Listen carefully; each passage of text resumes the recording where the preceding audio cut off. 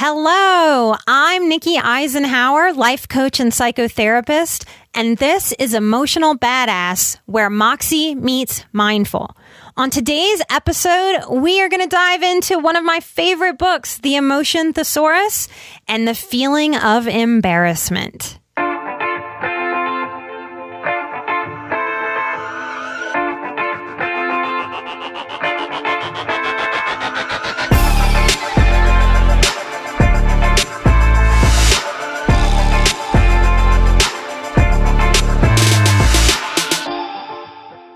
I loved books as a child. It's probably not the first time you've heard me say it. I would read every thesaurus and dictionary and even baby name books as a kid. I loved just the texture of a name, of a word, of describing really fascinated me. So my grown-up self has The Emotion Thesaurus, A Writer's Guide to Character Expression by Angela Ackerman and Becca Puglisis. And I'm going to use this book today as a guide to help us break down embarrassment. This is how it's defined in the book. Embarrassment, a lack of composure due to self-conscious discomfort. Now think about your most embarrassing moment. This is the lead-in episode because only for patrons I'm going to break down my most embarrassing moment and the path to self-esteem. These embarrassing moments, guys, there's some therapeutic value there. But let's go over some physical signs that are outlined in the book about the physical signs of embarrassment, these physical signals. It's a flush that creeps across the cheeks, visible sweating, the body freezing in place, grimacing or swallowing, ears that turn red, the chin dipping down, the chest caving, a bent spine, hands curling around one's middle, feet shuffling, clearing the throat, coughing, covering oneself like crossing the arms or closing a jacket or sweater, pulling at the collar, rubbing the back of the neck, wincing, covering the face with hands, cringing or shaking, fidgeting, squirming, stuttering, stammering, flinching away from touch, a weakened voice, speechlessness, toes curling up, knees pulling together, arms tucking in at the sides, sliding down in a chair, unable to meet someone's eyes, shoulders slumping or curling forward, responding with anger, shoving or punching, gritting one's teeth, pressing the lips tight, shoving hands in pockets, fiddling with shirt sleeves, hiding behind a book, shielding or having a death grip on a purse, a walk that accelerates into a sprint, hiding behind hair, glancing about for help, exit, or escape, tugging at a hat down low or pulling a hood over the head, a trembling chin. Now, when I hear those physical signals, what cues me in is how similar to a trauma response embarrassment might be. I also heard all the body alignment from my yoga teaching and training. It really is true, even if it's a new concept for you, because I know it's a weird thing to think of when you haven't been exposed to these ideas, but this is how our feelings show up in our bodies.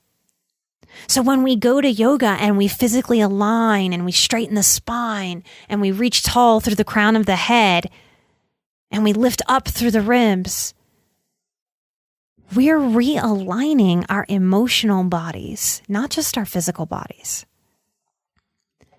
I love how this book is broken down. Next, we've got internal sensations of embarrassment, excessive swallowing, lightheadedness, a tingling that sweeps up the back of the neck and across the face, a tightening in the chest, stomach hardening or dropping with a manifestation of dread. Face, neck, and ears can get hot, rushed breathing, a rapid heartbeat. Doesn't it sound like a panic attack? Have you ever thought of embarrassment as being a trigger? All right, let's keep going in my Emotion Thesaurus. Next category of description is mental response. A compulsion to flee, fight or flight, muddied or panicked thoughts, A disconnect where the mind struggles with belief this can't be happening. Thoughts searching for a solution. That's also what happens when someone is traumatized. Next category in the book, the cues of acute or long-term embarrassment. Crying, which I find interesting that that's there. Running from the room or situation. Plummeting self-esteem. Fear of public speaking or being on display.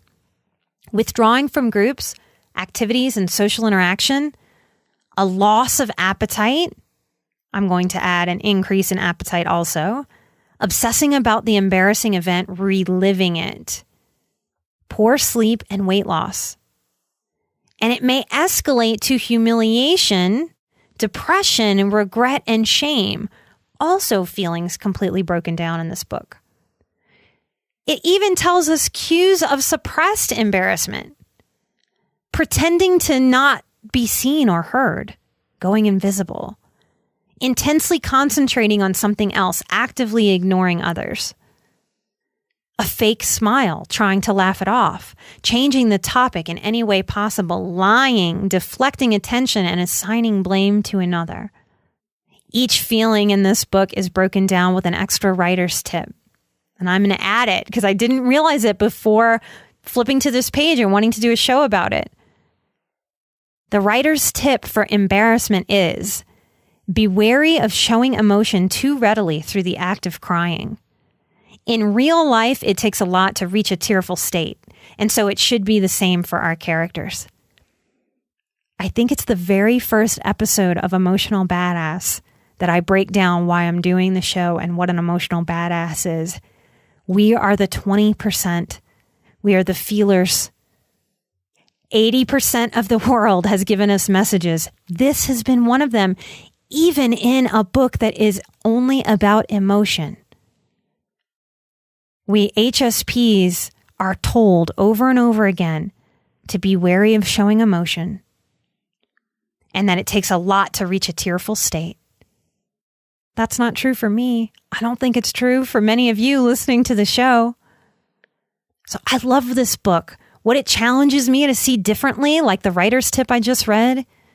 The interesting breakdown in a completely non-therapeutic lens. This is a book for writers and character development.